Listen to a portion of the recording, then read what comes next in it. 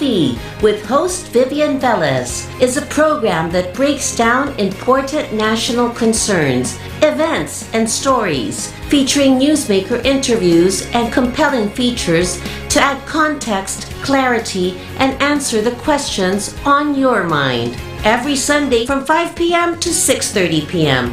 on Teleradio Bandido TV, Channel 224 Sky Cable, TV Plus boxes, GMA Affordabox, Easy Box, and all DTT boxes. Simulcast on DZRJ 8:10 a.m. Seen on Facebook /DZRJ 8:10 a.m. and YouTube channel RJAM News.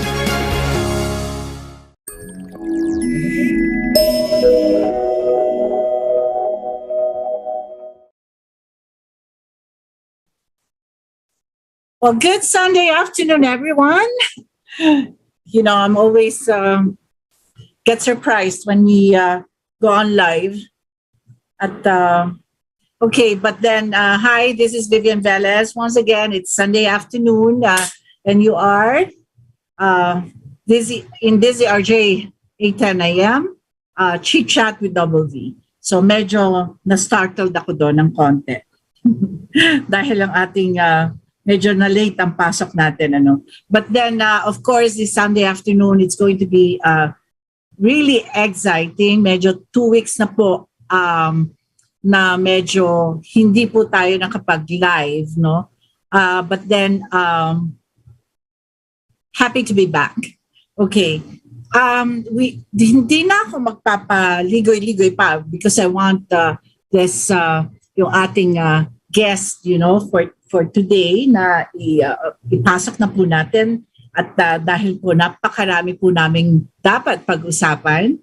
And let me introduce her. She is a YouTube content creator, influencer, actor, recording artist, and she is a student leader, consistent Dean's Lister, graduated with a pre-law degree in history, no, at the University of Santo Tomas, and now incoming freshman at law school, and the PMPC Star Awards for Music Most Promising Female Artist, Christy Fidel. Hi, Christy. Hello po. Hi, everyone. Thank you for having me here. Yes. Well, thank you. I know medyo ano ka, no? Meron kayong event this morning, right? Yeah, actually, I just took my exam kanina morning. I just finished my exam. What exam is this? For law school. Yeah, I took an entrance exam lang sa UP. Oh my gosh. Thank you. I'm sure you're so tired, no? But then, okay. You know, but alam nyo, si Chrissy kasi, I saw her in one of those rallies, no? And I was so like in awe with her, you know, with a young age like her. And, you know, she was talking really a lot of sense, especially on what is really happening now, di ba, Christy? How old are you? 22 years old. I'm 22 years old now. 22? Yes. Papa. Oh my God, look at that. She's only 22 years old. But, you know, I think, you know, she has accomplished a lot. And I really want to talk to her. Kasi when I saw her, the mother is a friend of mine. Hi, Edith. How are you? And thank you for sparing your daughter this afternoon. And sabi kong ganon, you know, I want to guest her kasi gusto ko talagang malaman kung ano yung mga, well, you know, what is yung take, no, ng mga youth, no, and what is happening in the political landscape. And of course, that law naman yung kanyang tinatake. So more or less, she's more familiar, no, on what is happening politically.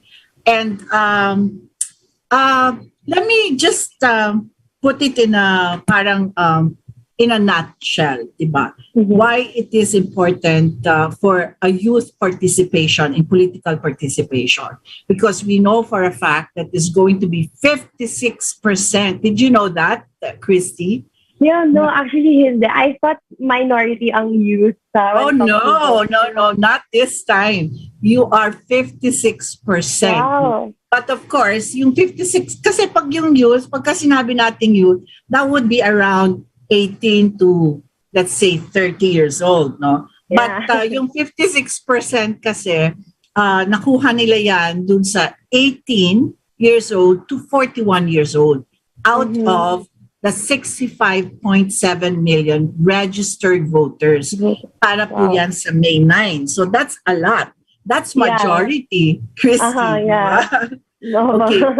And then in 2019, nagkaroon ng 4 million voted actually between 18 to 21. So medyo lumagpas ka na ng 1 year doon sa 21 years old. Okay, but then 4 million still is a lot, di ba? 4 million votes that yung from 18 to 21. So when you talk about the 50, ito, medyo math, 56% out of the 65.7 million. So more or less, it would be around 37 million youth. Wow. Yeah. Diba? You can imagine that. I mean, you know, so more or less, pwede natin sabihin talagang prime mover ang election when it comes to the youth. Do you feel that, Christy? Do you feel the pressure? Do you feel na importante ako as a voter? Actually, this is my first time to vote this year.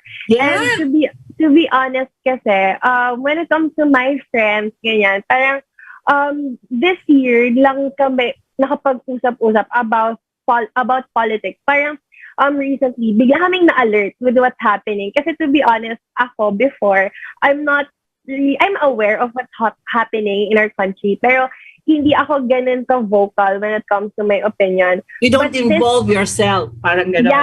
Yeah, of course. Parang, of course, I watch the news, ganyan. But, parang this time, parang na-feel ko na valid yung opinions namin and may bosses pala din kami na kailangan din pala namin ng representation sa government, sa politics. Kasi youth actually, kung titignan mo parang we're very free lang, we're very chill, ganyan. But important pala kami, especially when it comes to sa youth kasi nagsa-start lahat eh. Syempre in the future, future leaders, dapat at a very young age, involved na sila or alam na nila with what's happening para maiwasan natin yung mga politicians in the future na, alam mo yun, parang, di ba? The trapos. Yeah, para maiwasan natin. So, ngayon lang ako namumulat and ngayon ko lang nanonotice lahat and sobrang laki pala ng role ng youth sa society natin. Yeah, well, yes. You know, I have a 25 and a 26-year-old sons, no? And I do sometimes, you know, I try to get them involved in a way naman na just an opinion. You know, I will sit down with them and then I will ask them, oh, what do you think is happening now? What's your take on it? What is your opinion? And they will say, you know, sasabihin nga nila, Mom, why are you for this person? Ako naman sasabihin ko, why are you for that person? You know, and then we compare. Okay, but I'm sure your mom does that to you, no? Kasi you're really very opinionated, no?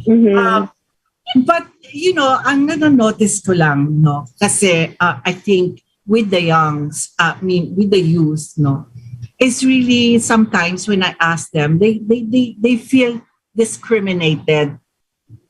Nafe-feel niyo ba yan? Yes, of course. Especially sometimes, parang when we say our opinions, parang, tingin kasi ng tao sa amin, hindi pa kami experienced with life. So, parang when we say something, parang in general, tingin sa amin na parang very fresh pa yung perspective namin and very raw.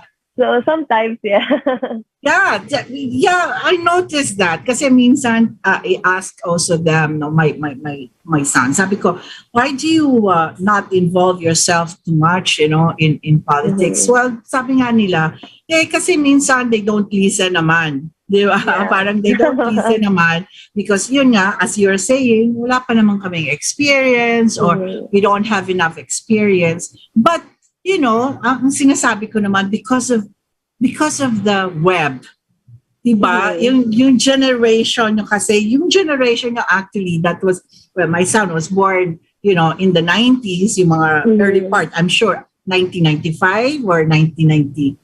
I think you're 96 or 97, di ba? And 2000 po. 2000, okay. Yeah. 2000 ka na. So, meaning, kalala kasi 1994, doon lang pumasok ang web. Di ba? So, doon lang nagkaroon ng mga internet and all of those, no? So, so what I'm just saying is yung generation nyo talaga, it's really the knowledge generation. Diba? You can access anything. Kami noon kasi pagka meron kaming i-research, then we'll have to go to a library or we have to buy books. Diba? Mahal-mahal minsan ng books. Then, you know, have to buy it. Kayo ngayon, Google nyo lang. Velez, it's already there. You know? And then also the Facebook. Does it help? Meaning, I don't know, I don't think you can compare it, no, because of your age. But do you feel that you get enough informations? Actually, both siya, para siya may pros and cons. Kasi we have that notion now na basta makita lang natin sa internet, we feel like totoo na yun, tama na yun. Yeah. But like ako kasi, my pre-law course is history. So we're really forced to research sa library talaga. So like sa amin, sa school, hindi valid kapag galing internet. We have to really research. So parang ako, yun siguro yung naging advantage ko to fact check always. So syempre sa websites, through websites. And right now, actually, sobrang kaya rin ako biglang naging active in politics. Kasi parang when you come to think of it, iba na yung naniniwalaan ng tao ngayon. And sometimes kumukuha sila ng information, sapat na sa kanila yung nakukuha nila through TikTok and that, which is, may mga tama naman doon, but mostly false din naman yun nandun. So parang, I feel like with the technology right now, people, parang maliit, konti na lang, maikse yung attention span nila. So, they feel like once makita nila sa internet, totoo na yun, tama na yun. So, yun. Oh, yeah, you're right, no, tama, no, Christy, no, kasi parang ang pagka yung mga tao talaga, kasi parang headlines, and we know, di ba, yung mga mainstream media, yung clickbait na tinatawag nila. Yes, iba yung title din sa laman. Diba? And I always, I said, what is this? I mean, paano namang nangyari sa journalism? Because you know, when you do a headline, and of course, you know, you get curious, and then sometimes, mabuti sana kung ang mga tao will have, okay, kunyari yung ganung headline, you browse through it, pero talagang you will have to click, and then you cross, ano ka ba, matching, kung yung do you do that? Yes, of course. And actually, what I do, like for example, I have Twitter kasi, and most na sina-follow ko doon is mga news accounts. So doon parang yun yung pinaka-newspaper ko. So what I do, pag may isang certain issues, check ko lahat ng mga different websites to parang get really kung ano talaga yung news. The real story. Okay, but that is a big problem. Actually, nagiging problema. I mean, it is, as you were saying kanina, it's an advantage and a disadvantage. Then, if you're not responsible enough to really know the truth, no? Yan ang problema. No, but then, okay, let's go back to yung generations nyo, no? Yung Filipino youth, no? Kasi sa akin, it is really critical, no? It's critical that the youth now are parang medyo yung social and political landscape should be really parang maging responsibility din ng mga youth natin. After all, parang kayo rin naman na makikinabang, di ba? As you were saying, kasi later on, whatever policies or whatever that is being done, are really 5 years or 10 years from now, no? Bago natin mapakinabangan, ano. Mhm. And so now knowing this is, feeling mo ba may medyo powerful na kayo? Powerful na yung mga youth. I mean, knowing that, but okay, before even say, then kakabit ko na yung question na, to be a powerful majority bloc, meron bang talagang youth votes? Ibig sabihin, do you guys, kayo, mga youth kayo, nag-usap-usap pa kayo, okay, this is going to be our future, so we'll have to talk about this, parang who's going to be a candidate that will represent us, di ba, as youth. Nag-uusap-usap ba kayo? Actually, with my friends, yes, we do. As in, right now, iba-iba rin kami ng candidates. And ang masaya doon kasi we respect each other's opinion. Parang we don't really get parang as much as possible, tinatry namin wag maka-offend. Of course, syempre, parang like for me, syempre iba rin yung i-vote ng friends ko. Pero ako, I justify kung sino yung i-vote ko and why would I vote for him. And parang, yun lang, parang we do that, of course. Kasi, pero yun yung okay. Kasi, parang ayoko maka-offend. Pero kasi for me, ang hirap din if, kunyari, ang kausap ko is older than me, tapos parang iba kami ng perspective. Parang, instead of me trying to influence that person, parang ang nangyayari is that they won't listen. So, siguro yun din yung parang problem ng youth right now, na parang when we try to voice out, even if we have naman a point, parang people won't really listen, or parang hindi nila kami agad paniniwalaan.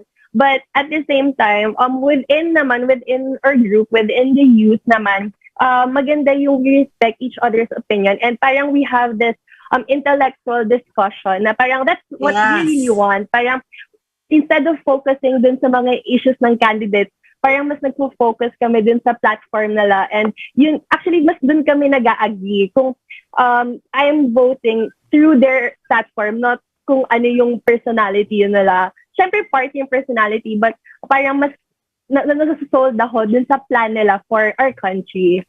Yan. But, that is so nice to know kasi hopefully really your generations will get into really, as you were saying, intellectual, discourse, meaning at least, di ba, kasi mapapansin mo minsan dito, ako madalas, I get bashed, di ba? And sabi ko nga, talagang kumbaga, if somehow I put out myself there as a public figure, and talagang there's a big possibility that, when I say an opinion, I get bashed. Pero okay lang yon because as we're saying, in social media naman, ang daming trolls, ang daming paid trolls. And, sometimes, and then yung discourse mo, minsan hindi naman intellectual. And medyo, yun ka na lang, they'll just hit you below the belt pagka medyo personal, masyadong personal. Nagiging personal na dahil parang they cannot debate anymore, or they cannot even so that would be yung last recourse nila, no?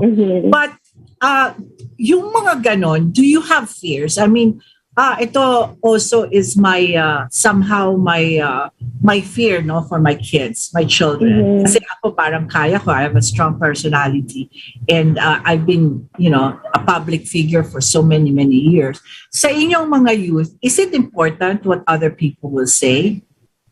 As much as possible, even if we try naman not to be affected, parang kahit pa paano, feeling ko lahat naman tayo, kahit may sabihin sa atin na alam naman natin hindi totoo, basta tirahin tayo personally, parang of course ma-hurt tayo. But for me kasi syempre, siguro medyo strong din kasi yung personality ko. So even if kunyari tinitira ko ng ibang people na hindi sumasang-ayon sa akin, even if titirahin nila ako personally, parang binabrush off ko na lang. Kasi parang instead of me dwelling, parang alam ko naman na kaya lang naman sila ganun kasi wala na sila masabi.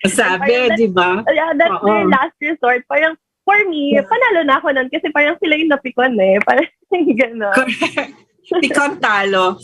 Yeah. As you were But, saying. yeah, very as much as possible, parang hindi ko na rin pinapatulan ng ganun. Parang, of course, yung turo sa akin ni mommy na parang, I won't stoop down to their level. Parang once natirahin ako personally, then I just won't reply. Parang bayaan ko na siya. So, yeah. yun. Well, that's good because I think yun nga, no, kailangan talaga medyo masabihan din yung ating mga youth that, you know, because of the danger of being in a social media right now, it's not really a safe place in a way. Yeah. I mean, mentally, I can say mentally because, you know, psychologically sometimes it can bring you down.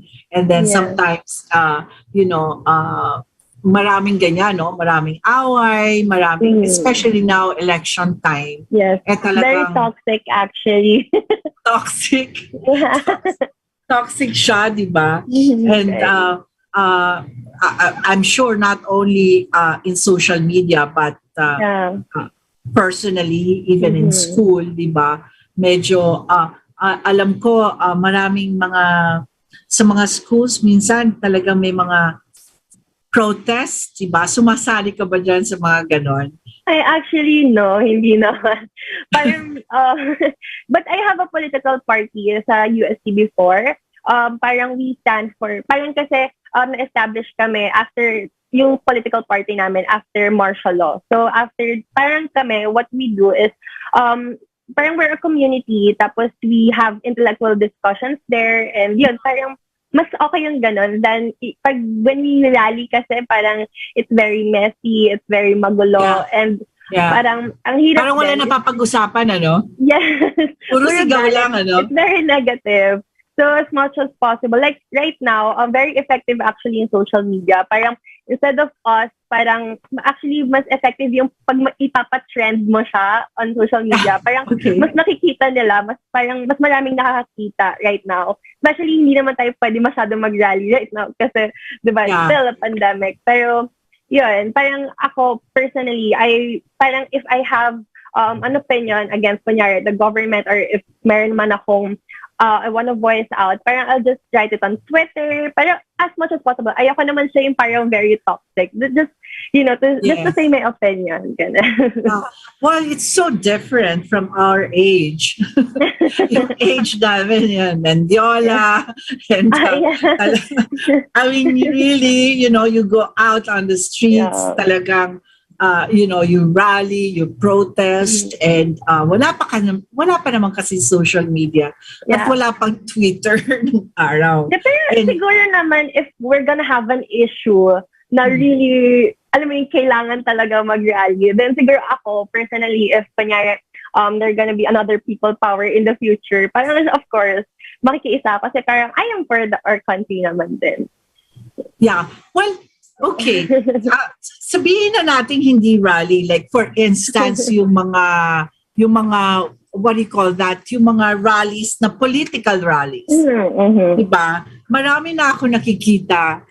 In fact, nagugulat ako doon sa mga nagiging proclamation rallies, diba, ng ating mga candidates. And maraming bata, no? Maraming youth.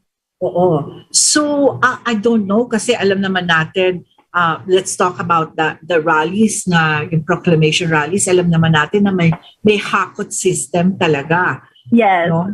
So, and then, aside from that, maraming nagko-concert. Maraming bands, I mean, you know, so, I've spoken to one of the youth na sabi ko, ano ka ba talaga? Kaya ganito ka ba talaga? Or were you asked by your parents to go with them? Or paano yung naging ano mo? So sabi niya, no, I just wanna listen to some of the music at saka parang, you know, it's a happening. So I just wanna be there. But actually, hindi naman yun ang gusto ko. And also, I go to rallies, sabi nila, it's to listen to what they have to say, di ba? So it doesn't mean na supporter ka na. Yes, of course. Oo. So ikaw ba, nagpupunta ka dito sa mga political rallies? Have you experienced any? Actually, no. Just yung last time na we met. Yun. Ay, that was your Through that. Yeah. Pero, but that was issue-based. That was issue-based, di ba? Yeah. But, with the proclamation, not so much. Kasi parang I'd rather, parang mas gusto ko sila napapanood through debate. Kasi yung debate kasi there's a certain topic. And, pag napapanood ko kasi sa social media, like yung mga proclamation rally, parang sometimes puro concert, puro celebrities, parang nawawala yung point for me. Scripted, no? Parang scripted na, di ba? Yeah. Tapos parang pare-parehas na lang yung nangyayari. So parang... At sinasabi, pare-parehas yung sinasabi. So parang ako, I prefer the debate more than these rallies. Kasi parang at least in debate, parang issue-based siya and parang mas nakikilala ko kung paano mag-isip yung certain candidate. At mas nagigauge kasi tabi-tabi sila doon. So, mas nagigauge ko siya. So that, you see guys how important it is for the debates. Kasi alam mo meron, diba? Hindi. Kasi diba maraming, may mga candidates tayo that are not, they don't, participate in this debate. So ako rin nagsabi nga ako na, this is a lack of commitment to the people somehow because the debate is very important to us. Ako, importante sa akin. Yes, and of course. You as a youth, you want to understand more. So importante sa iyo na magsama-sama sila and then they debate. Kasi di ba sa school ganyan, Yes. Actually, even the mga student council, may ganun talaga eh. Parang hindi naman yung may iwasan. And I feel like, dun mo kasi mas malalatag, as a candidate, dun mo mas malalatag yung platform mo or yung parang stand mo in a certain issue. So parang I feel like, hindi siya negative. It's more like a chance for the candidate to voice out kung ano yung opinion nila or kung ano yung balak nilang gawin sa Philippines. And I feel like not attending a debate, parang it's kind of, parang lost mo yon than being, alam mo, parang mas lost mo yun kasi imbes na i-prove mo sa tao or i-prove mo dun sa hindi boboto sa'yo na deserving ka, parang nawawala yung chance because wala ka dun. Diba? Parang ganun lang. Yeah, and then I think, in debates, kasi you can see the character of the person. Don't you? Diba, on how quick he can answer and how yung substance ng answer niya, it's very so at least now I hear talagang sa youth it's very important because I know in school it's di ba sa school yan pag may mga debate talagang pinaghahandaan yan. It's an event, di ba? But lalo na you as a law student, so di ba importante yun sa iyo, no? So tonight meron na nga debate na naman and I'm excited to really see that. So but then that will also fall as a voter education, di ba? In school ba, may nag-educate ba? Ako kasi wala akong experience, no, sa school at that time na ine-educate yung mga like you as a first time voter, no, as a youth. Meron bang ganun sa school? Actually, in school, parang it's not, hindi naman siya yung from a teacher. Parang hindi naman ganun. I feel like hindi siya kasi syempre iba-iba yung opinions and syempre yung mga teachers, professor, iba-iba rin naman yung parang opinion nila. But siguro sa amin, since nung history kami, syempre yung professors namin, lahat sila, iba-iba yung sinusupport nila. So, ako, what I do, I just listen. Pero syempre, hindi ko hinahayaan na parang ika-cloud nila yung judgment ko or parang I just want to listen. Parang when I listen, parang I want to be open-minded. Of course, hindi ko naman i-block if may sabihin silang maganda about a certain candidate. Siyempre, pakikinggan ko. But at the same time, dun ko rin mag-gauge kahuli na ang ating kapangyarihan ay para sa mga walang kapangyarihan. Salamat, Senator Laila de Lima, sa pagpasa ng batas sa 4Ps. May laban kami sa gutom at sakit. Kasama mo kami sa laban mo, Senator Laila. Yan si Senador Laila. Kahit ginipit at ipinakulong, nagtatrabaho, lumalaban. Ibalik ang hustisya.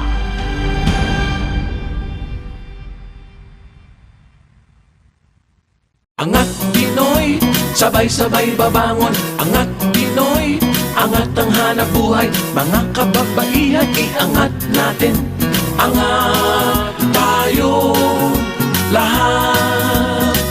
Angat Pinoy, party list ng micro, small and medium enterprises ng kababaihan. Angat Pinoy, tutulungan umasenso ang mga negosyo ng kababaihan upang guminhawa ang buhay ng kanilang pamilya. Angat tayo lahat.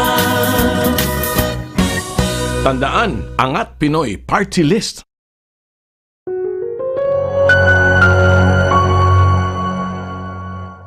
Ba yun? Or if it's worth to vote that person. Parang ganun siya. Pero it's not really direct na parang ganito guys, boboto. No, it's not like that. Parang more on kwentuhan lang. Oo. Well, kasi yung sinasabi kong vote education, I think it would be very, very important, especially sa youth, na yung mga first-time voter, is really the concept of democracy. Diba? Yung concept ng democracy and then yung role ng elections in a democracy and governance. Parang kumbaga, okay, bakit importante na ang boto mo talagang pinag-aaralan mo mabuti? Parang ganon, di ba? What is the concept? Okay, democracy is okay. Democracy is, it has to be, we have to be in a democratic country so we can voice out what we want to voice out. But then, ang democracy naman natin sa ngayon, medyo I know you can catch up with this. Pero, do we really have a democracy in a way that we can really voice out our let's say kung ano yung mga issues natin, yung mga issues natin? Kasi feeling ko lang kung ang media natin bayad, di ba? Yeah. So, ang surveys natin, which is mind conditioning na, hindi na siya yung talagang totoong survey. Kasi survey is good for candidates para malaman nila saan yung mga weak points nila, kung saan yung mga locations wherein they can really more, yung ma-relay nila yung mga messages nila in their platforms and all. Pero, pagka sinabi mong survey ngayon, parang mind conditioning na siya. And, sinasabi sa'yo ng mami mo yan na marami pa yatang surveys. Yeah, actually, I noticed nga rin also sa Philippines, parang, I'm not saying all, but majority vote by popularity. Kung sino yung kilala nila. Not just sa president, but even sa senators. Like, nagugulat ako na parang, what? Bakit ganun? Ba't ganun yung kung sino yung deserving, siya yung malalaglag. Tapos parang, yun nga, parang yun yung na-realize ko na parang, people, siguro, it's because yung educational system din natin is very poor. Especially, hindi lahat ng tao may access sa education. So, parang walang choice. And kung sino yung masisipag bumoto, sila din yung medyo kulang or like, hindi, that's the sad reality. Kaya nga, right now, parang yun yung pinaka-advocacy ko right now na parang as much as possible, parang I want to change that notion na parang if you want a better future, parang right now, bumoto na tayo ng tama. And yeah, ganun talaga. Pero kasi sana mawala yun, yung notion na voting by popularity. Oo, kasi yun nga, when you educate kasi, especially sa mga voters, lalo na yan sa mga ganyang age, and then somehow, kasi we forget really yung concept ng democracy. Okay, we're good, we can vote. Ang mga babae nakakaboto nga dito sa atin, hindi ba? And sadly, in some other places, they cannot even vote, di ba? Parang, we came a long way na yung mga babae pwede nang bumoto, and then at the same time pwede na rin tayong kumandidato because in some religion they respect the men more than the so yun ang natin na wala pa pala yun. So in other words, ang mga professor mo will just blurt out. Yeah, actually more on kung sino yung gusto nilang ikampanya. Although like in high school naman, we have like subjects naman, right, na to, pero more on general kasi siya more on kung ano yung class of government, so more on like that, but not really in a way na parang it will help you choose parang it's not like that. Parang more on like in a broad sense. Parang ganun lang din. Oo. Yeah, because, well, ako naman, I'm advocating naman kasi for a federal form of government. So definitely, I know that is not being taught, in schools. And unless I think if you are in political science or then that's when I think probably they'll discuss it. Pero, in that way, siguro, yun nga, well, my son kasi graduated in UST as a medical student. So he's now a doctor. So I know for a fact na syempre, hindi naman yun ang pinag-uusapan nila dahil hindi naman, political science. No? But even then, I think siguro sana magkaroon ng somehow yung voting and education, no? Yung vote education kasi voter education kasi, just to acquaint the youth, the electorate na the responsibility of each one, di ba? Yes. Kasi madaling madala just in case they don't even know what is the importance, no, of one's vote. So yun, I think that would help. Pero so puntahan natin naman yung mga concerns and aspirations nyo for a good governance. Ikaw mismo, ano ba ang, what do you expect? Kasi first time voter ka. So when you, meron ka mga criteria, di ba? Yeah. So, ano yung mga, number one, kung ano yung mga, yung concerns mo. Oo, in terms of kung sino yung kandidato mo. Well, ako personally, since first time ko to vote, yung first na tinitignan ko is how he will represent our country. Kung parang on how he will carry, he or she will carry himself. Parang ganon. Kasi parang for me, na-realize ko na a president is also a leader or like an inspiration to the people. Na parang we look up to our leader. Parang ganon. And I feel like kapag majority will parang look at the lead, parang nai-inspire ka, parang tayo as a person, move tayo or like mas willing tayo to change for the better. So another thing is kung paano niya sinasagot yung mga different, kaya debate is really important for me, kung paano siya sumagot sa mga different issues ng country. And I feel like another thing kasi, yung na-realize ko lang recently, kasi feeling ko yung isa sa sakit ng mga nagiging past presidents natin since sometimes hindi naman sila tugma-tugma. Parang pag nagkakaroon tayo ng another president, parang another vision or another, parang iti-change siya lahat. So yung past na nagawa ng previous government, minsan hindi na nakikarry. So parang nawawala lang yung effort. Walang continuity. Yes. And another thing, kasi di ba pag I feel like kapag kunyari may bagong president tapos hindi siya sang-ayon dun sa past na nagawa nung previous, parang masasayang yung project. And at the same time, syempre sayang yung budget for that. Parang doon ako nangihinayang. Kaya yung candidate ko right now, I'm really happy kasi kaya ko siya napili kasi nire-recognize niya kung may nakita siyang mali. But at the same time, feeling ko yun dun siya na may misinterpret ng tao kasi sinasabihan siyang balimbing. But yung nakita ko sa kanya is that nire-recognize niya mali, but at the same time, pinupuri niya rin or gusto niya rin i-continue yung tama kasi he feels na parang it will serve parang a lot of purpose dun sa mga tao, parang magkakaroon ng lot of jobs, yung mga ganun. So, ganun yung mga tinitignan ko on kung paano siya mag-isip critically more than the issues, the personal issues. Parang mas iniisip ko kung paano siya mag-strategize. And syempre, yung mga past na nagawa din niya, and I feel like kasi sa Philippines right now, more than anything, we need parang a rehabilitation. Kasi syempre, pandemic and ang daming issues from the past, parang mas kailangan natin ayusin yung internal natin than unahin yung mga kung ano pang issue. So, mostly, ganun ko siya tinitignan. Okay, that is really good, no? Kasi, I mean, it shows your maturity when it comes to this, as a 22-year-old. I mean, really, that is correct, no? Dahil talaga in the past, pagka alam mo to even create a concept of yung project, di ba?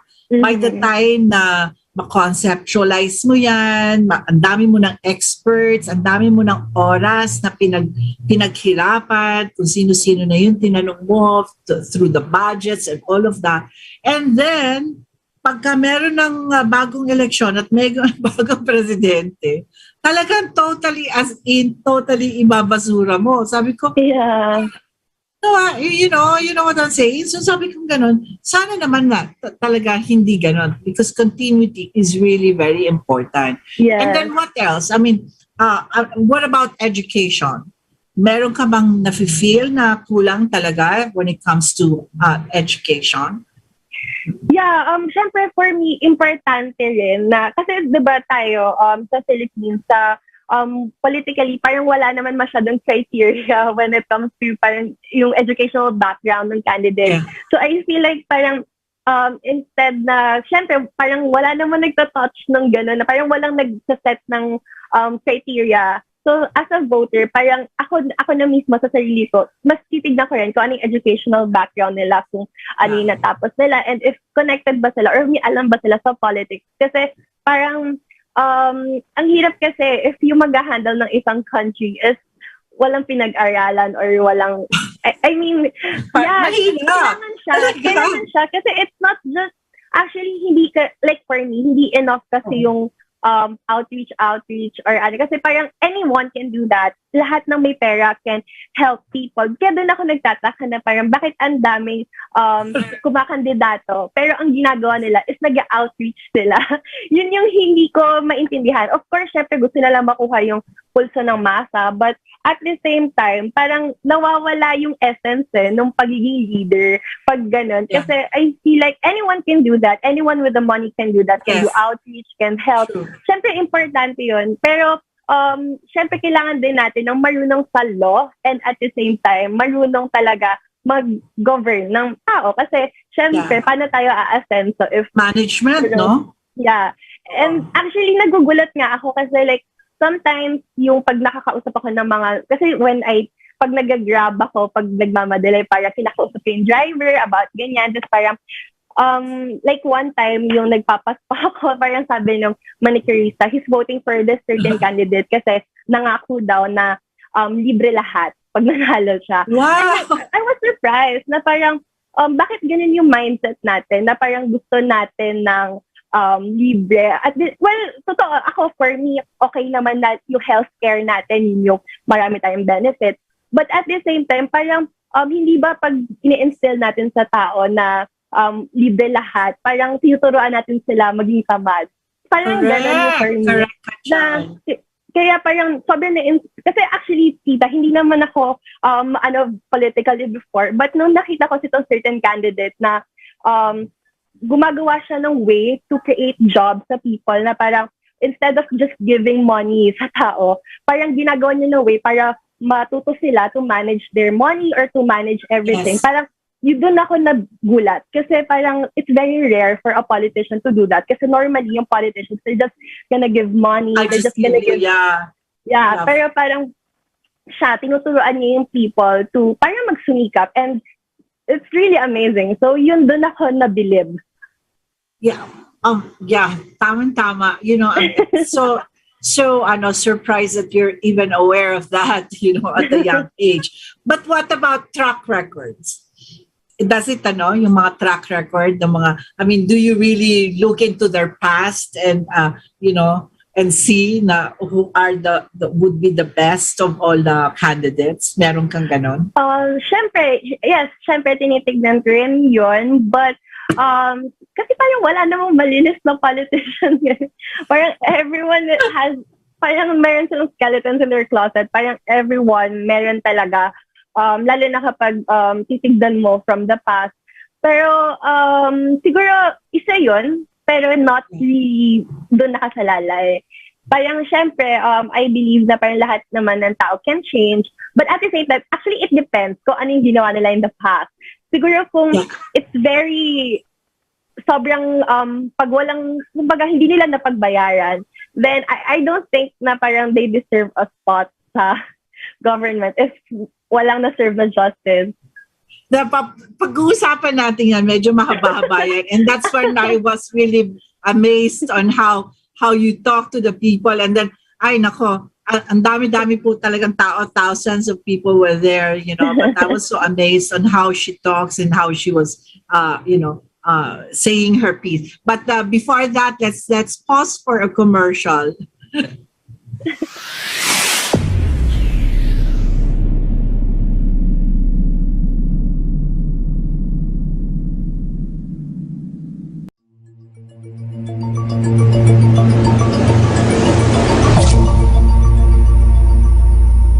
Okay, we're back.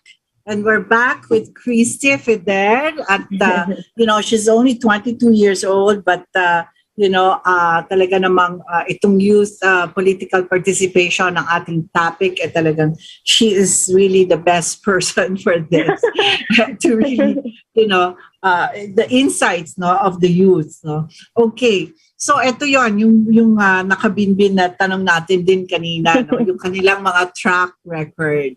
As you were saying, sabi mo, syempre very important yon, di ba? Kahit paano, especially when there is a glaring, something there like a case or an issue or something. So yung track record talaga napaka-importante.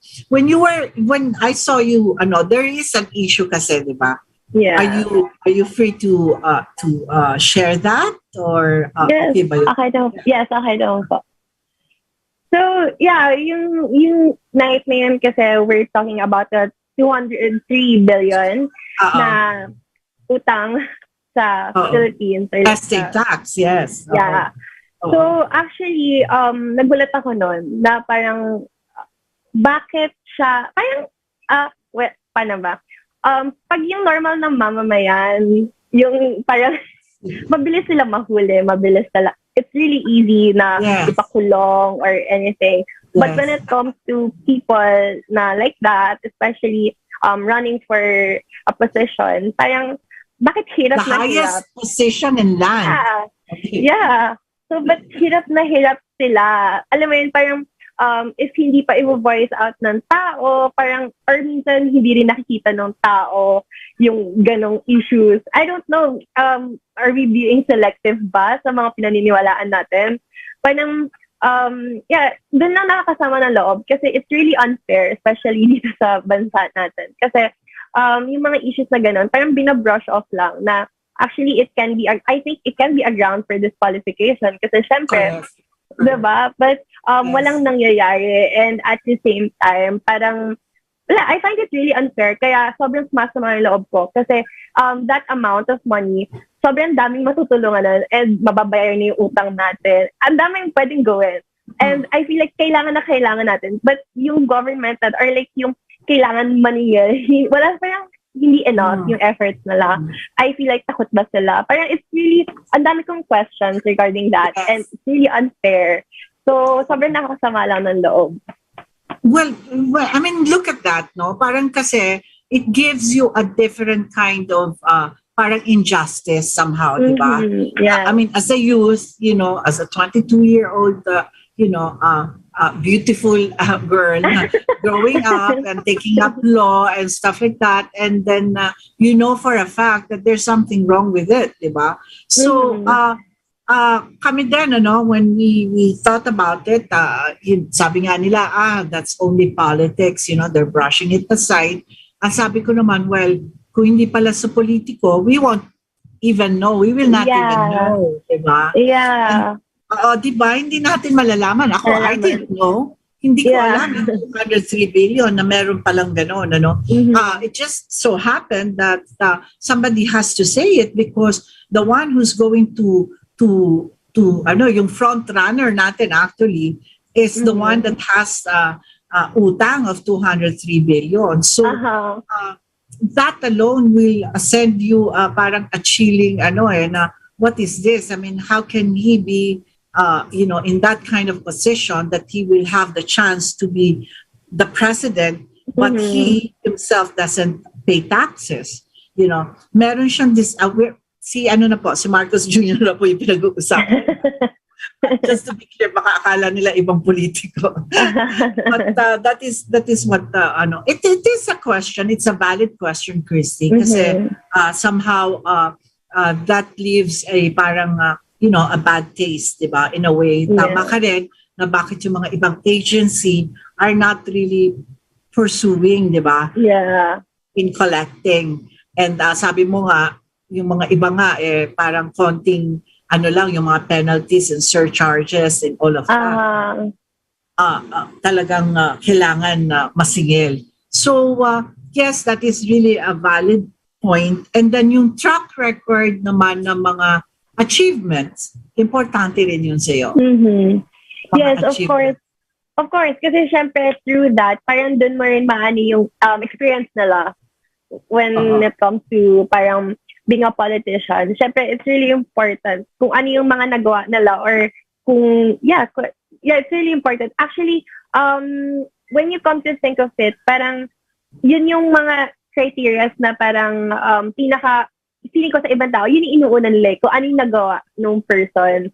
And I feel like, it's also really important kasi parang alangan naman mag-elect tayo ng someone na walang experience or, diba? So, doon natin siya talaga makikita. Oo. So, but then, is it important also the age? Hindi masyado. Kasi, iba-iba yun tayo. Like, example, Mayor Vico, diba? He's really young, pero sobrang galing niya magpatakbo ng city. Sobrang ayos niya, sobrang organized. I feel like hindi naman nagmamatter yung age. Kasi syempre, iba-iba din tayo ng time and iba-iba rin tayo ng klase ng maturity on how to handle things. So, I feel like hindi masyado yung age. Oo.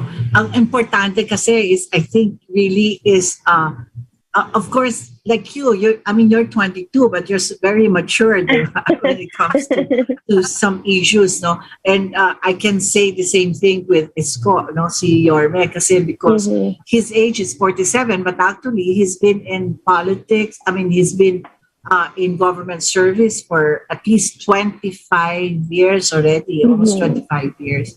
So, yung mga track records. Okay, I think we should take a break once again. All right, we'll come back. Okay.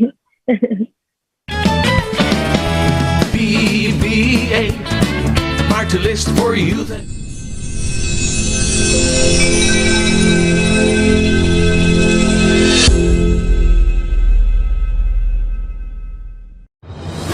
A straight question deserves a straight answer. Presenting straight from Radyo Bandido in partnership with the Philippine Star. An ongoing question and answer series with candidates for the May 9 elections. This week's candidate, senatorial aspirant Greco Belhica, answers the question straight. This is straight from Radyo Bandido. My question to you is, can you cite 3 instances when your investigation resulted in ousting, suspension, or jailing of corrupt officials? Marami po yan. No? We filed 154 cases against high-ranking government officials in 3 years. That remains to be unmatched sa Office of the President history po. Pinakamarami po yung nakasuhan namin na high-ranking government officials. And 800 po ang aming napatanggal na government officials because of corruption. 24 po ang aming napakulong at 13,000 po ang aming mga na-address na issues on corruption. Sa pagkakatanggal naman po, siguro po magiging, mayroong mga cabinet members na tatanggal, sinabi na pinag-resign. Yung kung naalala niyo po yung case sa DOH, diyan po sa PhilHealth, at yung presidente po nila mismo ay natanggal. Marami pa rin po, mga sa customs, marami po kaming natanggal dyan, tsaka sa Bureau of Immigration at DPWH. Ito po kasi yung mga opisina na, kumbaga, sikat na sikat, allegations of corruption. Thank you, Senator Bellica. That was straight from Radyo Bandido. Stay tuned daily till Election Day for this ongoing series.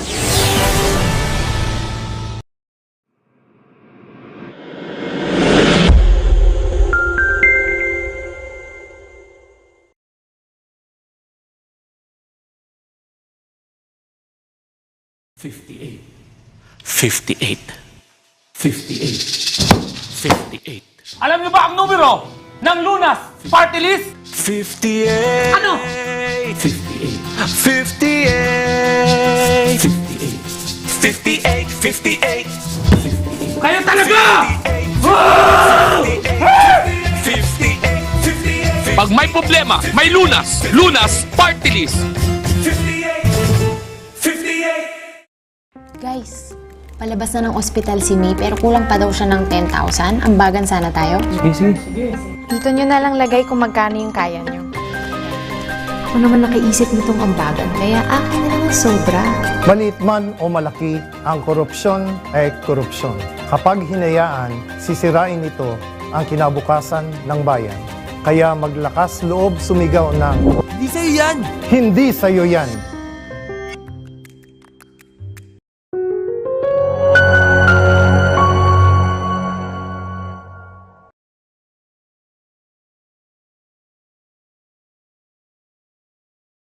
Education Radio, hosted by Pia Morato, is on Saturdays from 8 a.m. to 9 a.m. on Teleradio Bandido, Channel 224 Sky Cable, TV Plus boxes, digital free-to-air Channel 29, Facebook.com/DZRJ 8:10 a.m., and YouTube channel RJ AM News. This brings service to all educators and learners of every age. The program guests include secretaries, dignitaries, ambassadors, lawmakers, professors, volunteers, and heroes, all dedicated to contribute to this valuable advocacy.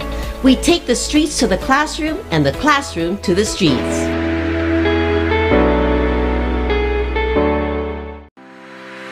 Good News Pilipinas with host Francis de Guzman is advocacy in action, which brings to you exclusives to enhance life's values that really matter. This program also brings forth guideposts on scriptural truths, giving hope to nations. Watch and listen on Teleradio Bandido every Sunday from 12 noon to 1 p.m.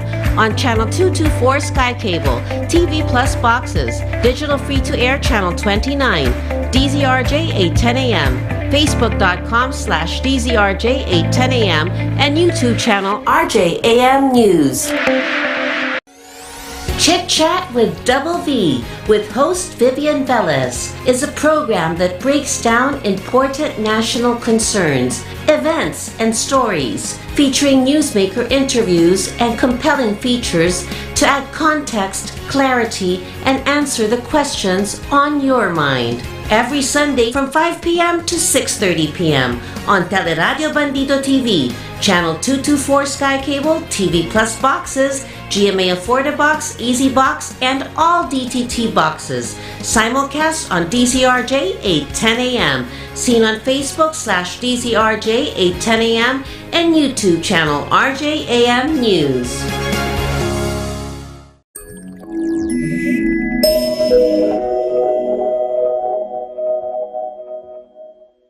Thank you for that.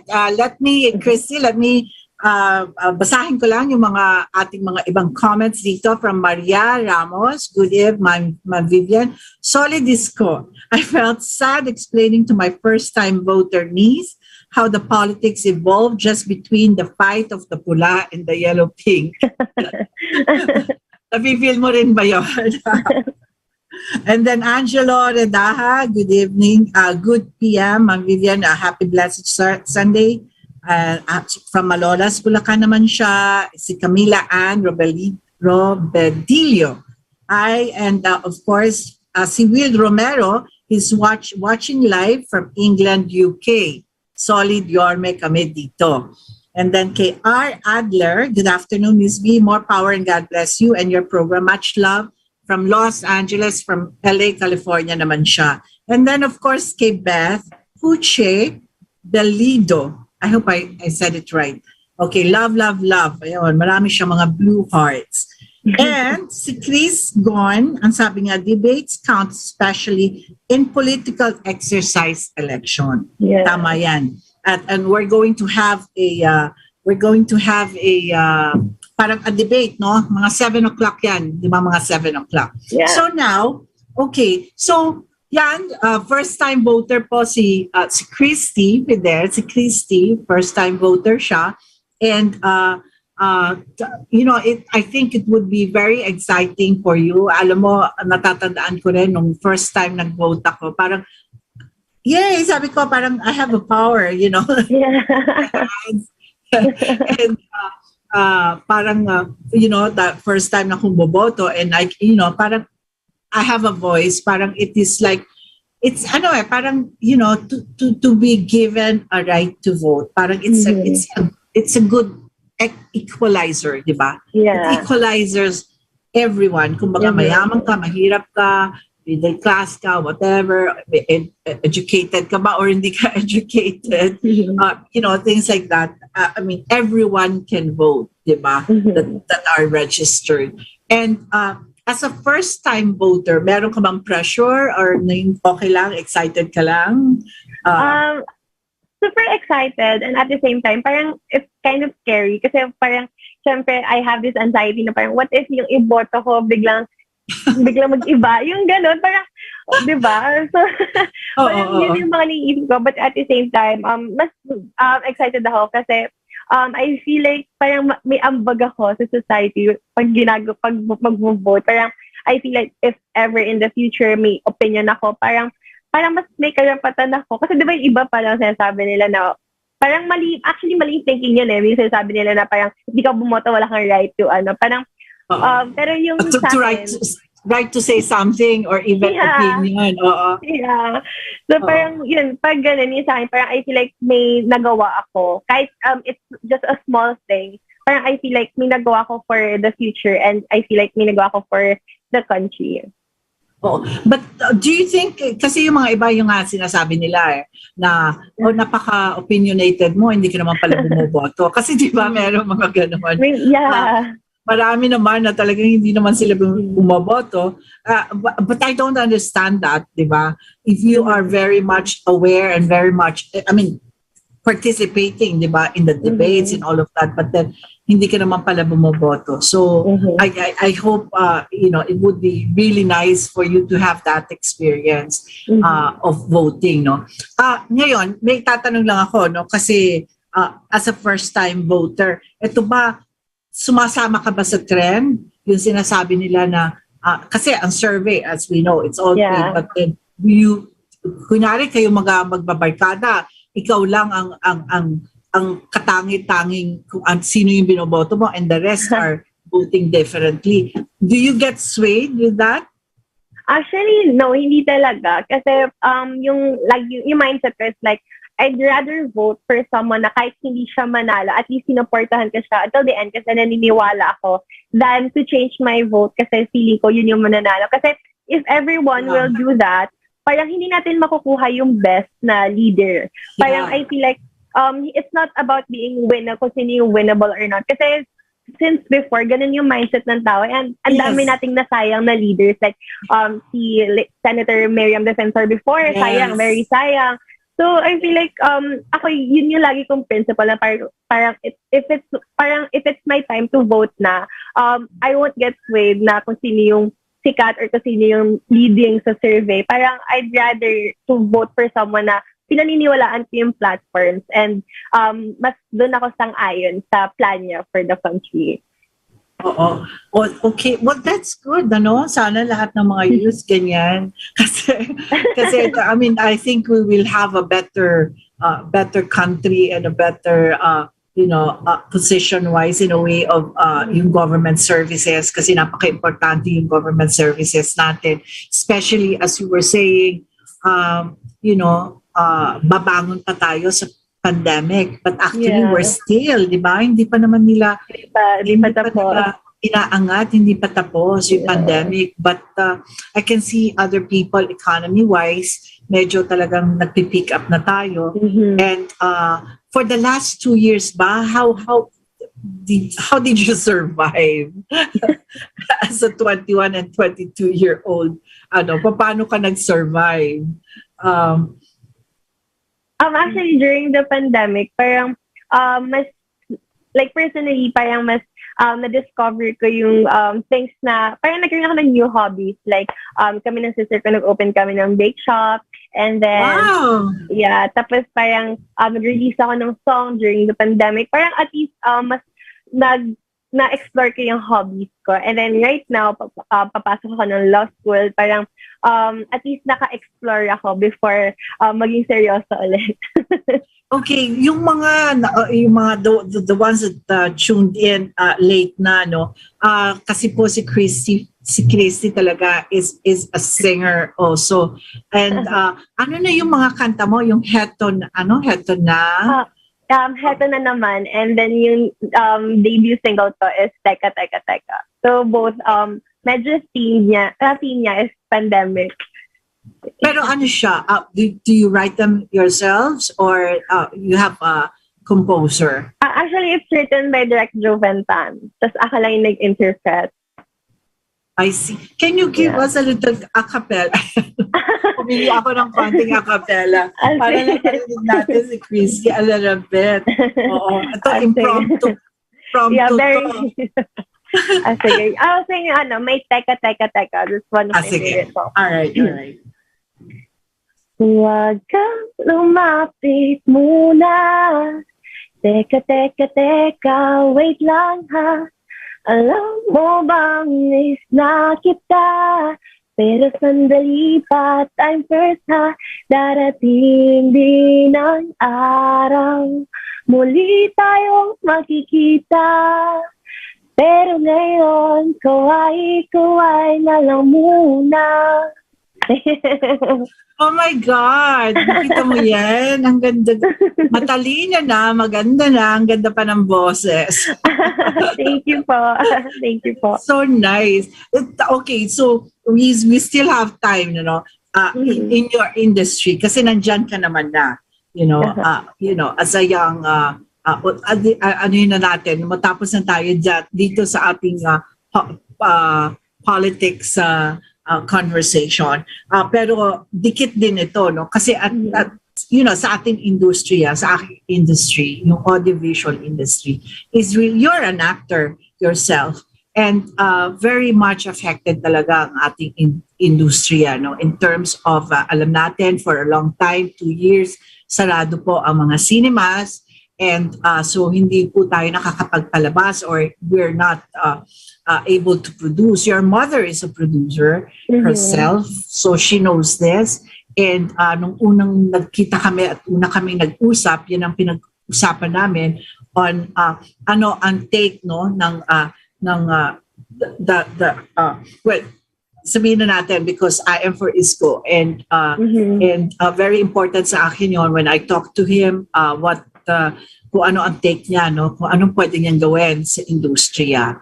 So, importante po ito sa amin dahil syempre, it is not only, alam mo yan, it's, minsan nga yung mga artista, okay, kaya pa nila kahit nawala silang trabaho, no? But not all. Very few lang ang hindi kailangan magtrabaho. But most of the people that is behind the camera, diba? The technical crew, yung mga ganyan, music naman, yung mga musicians are also affected, diba? For a long time because sarado yon, wala silang walang gigs, walang bar. Oo, so affected din siya, no?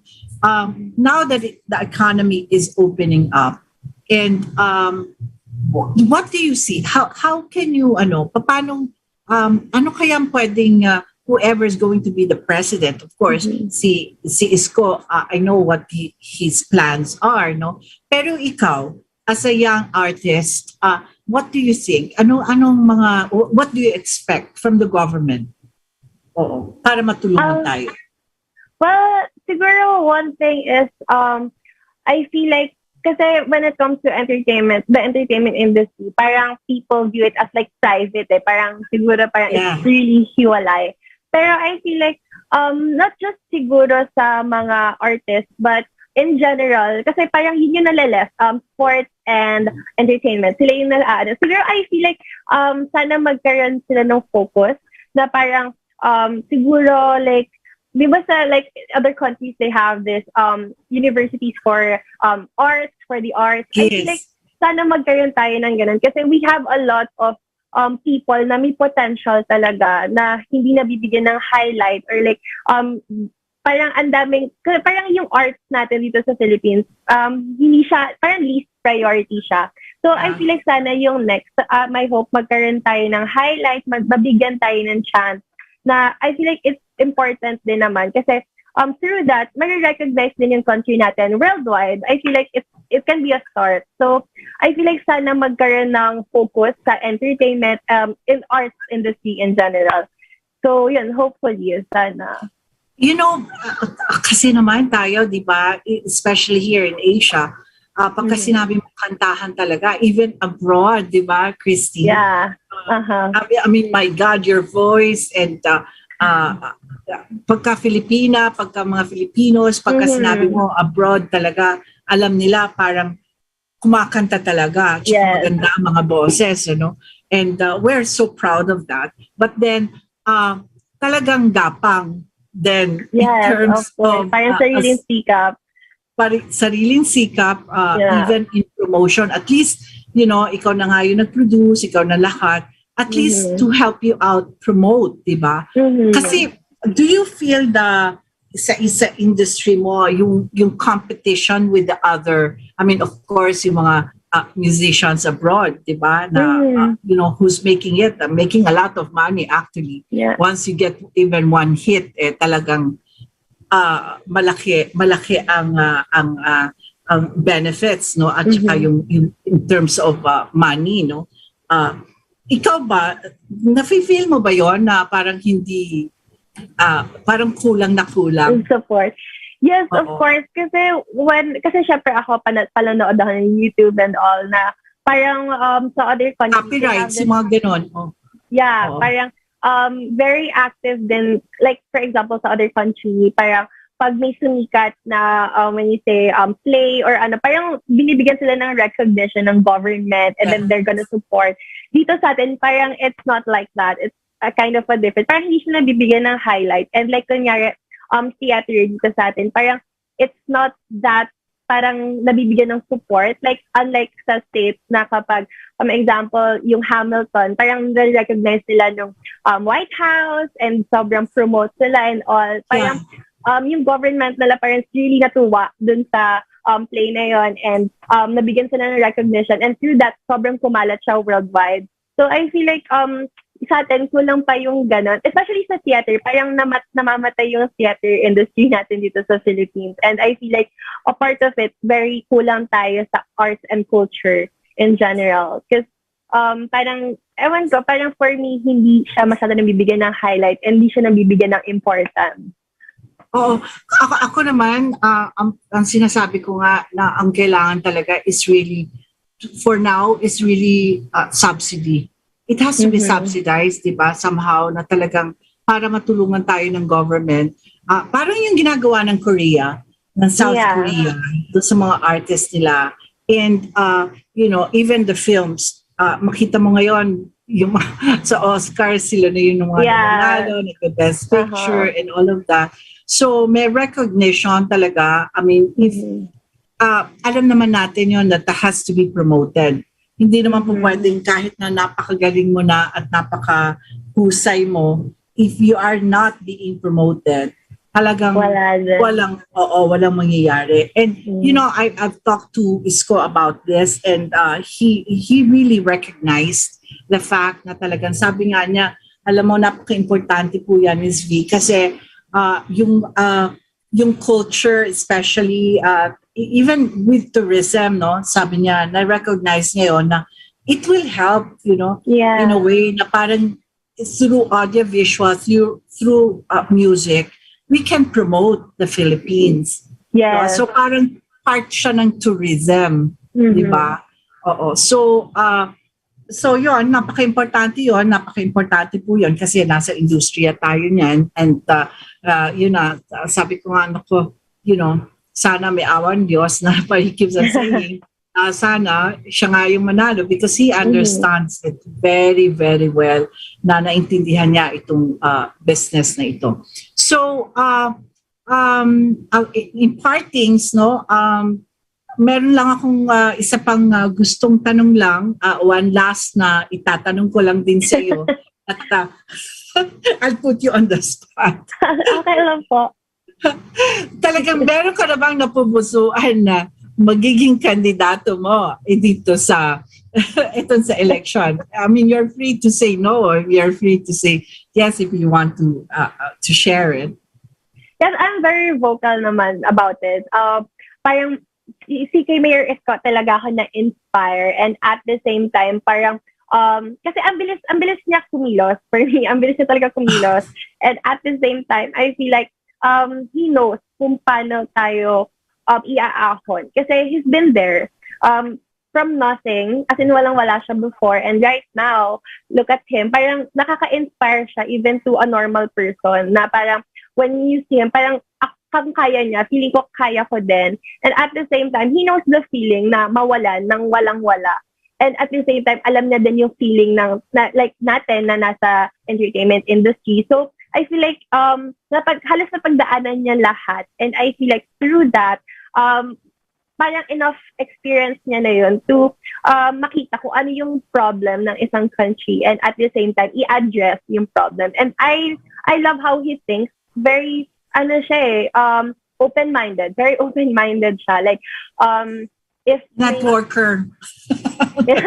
No, parang, I feel like, na parang, parang if may makita siyang mali, sasabihin niya. Pero if may nakita siyang magandang ginawa, i-recognize niya and he will continue it. Parang, hindi lang basta yung parang, kasi diba iba, pag sinabing gaya-gaya, parang it's really negative. But for him, parang, gayahin natin. Kasi kung nag-work sa iba, mag-work din sa atin. So, I really like his mindset. So, sobrang inspired ako sa kanya. That is really nice to know because ako naman, feeling ko rin I think he'll be able to get a lot of youth voters, no? Kasi, especially he can relate dahil mabilis pa rin siyang kumilos. So, kahit pa paano, bata pa rin din naman siya. And so, I mean, the youth can really relate to him in the way he does things, no? Kasi talagang, he's so energetic, di ba? Yeah. Napaka-energetic niya. And I cannot, sabi nga niya, okay lang yung tulog ko, minsan 3-4 hours, I take, super naps, ganyan. But yung bilis, talagang yung bilis kilos, talagang totoo yun, di ba? Pag-feel mo talaga sa kanya. And, for the 2 years, 3 years na he became mayor of Manila, talaga namang makikita mo kung ang daming niyang ginawa, no? Yeah. Of course, housing and a lot of things, no? Ano pa ba yung, of course, on how he handled COVID-19, di ba? Yeah. He's one of those talagang mayors that we know that he really handled it so well. Yun nga, as a crisis manager na talagang crisis management, talaga namang number one siya. And those are the things na siguro we have to consider. And as a youth, political participation is a must. I think kailangan talaga, and sana po yung mga nagdi-discriminate dito sa mga youth 56% po ang kanilang voting power, ng ating youth. And it would be nice to have some talks like this, to really find out kung ano yung mga nasa isip nyo, kung ano yung mga expectations, di ba? Yung mga expectations ng mga youth. Do you have any parting words, Christy, to our actually, I just want to add lang kasi even my friends, most of my friends, iba talaga yung i-vote nila from me. But parang lagi nila ako tinatanong, parang it's really, bakit daw ako for Isko? So I just want to clear na parang I feel like it's kind of, papansinin mo, especially pag manonood ka ng debate, it's kind of a little bit of every candidate. Like, for example, Calyodi is for the masa, for the manggagawa, and Isko can be like that. Kasi he knows, galing siya sa baba, galing siya, naging basurero siya, mayroon siyang qualities nun, and very firm and strong din siya, like Senator Ping Lacson. Tapos parang he has the heart of Senator Manny Pacquiao, as in matulungin siya, galante siya, and then sobrang what you call this, masipag, like Lenny Robredo. So I feel like, for me, he's the best candidate. Kasi yung mga candidates natin ngayon, mayroon din siyang qualities nun.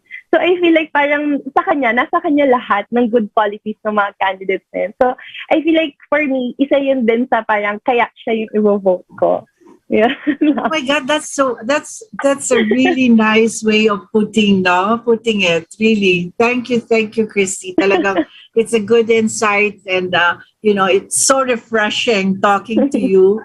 At talaga namang you have imparted a lot of wisdom, at a young age like you, and yes, and enjoy your take your time when you're doing your voting. Ako kasi meron ako dyan, may actually minsan may listahan na ako, pero pagdating ko doon, meron pa akong changes, no? So I think you will experience that kasi syempre ilang senators din ang ating iboboto. So I don't know if you've thought about who are the senators, no? Yung mga senatoriables, and of course yung sino yung VP and all of that. So there's a lot of things to think about when it comes to the May 9, 2022 elections. And with that, I want to thank you, Christy, and then hi to your mom. Hi. Thank you for sparing your daughter, your beautiful daughter, and thank you. And I wish you luck for your career. And of course, in schooling, don't forget. Yes. Thank you din po also for having me here. Sobrang nakakatuwa to talk about these things. Thank you. And we'll see you again to our listeners and the ones, yung ating chit chat, ng ating mga loyal watchers. And thank you so much. And we'll see you again next Sunday. Bye-bye. Thank you. Bye. The views and comments of the hosts and guests are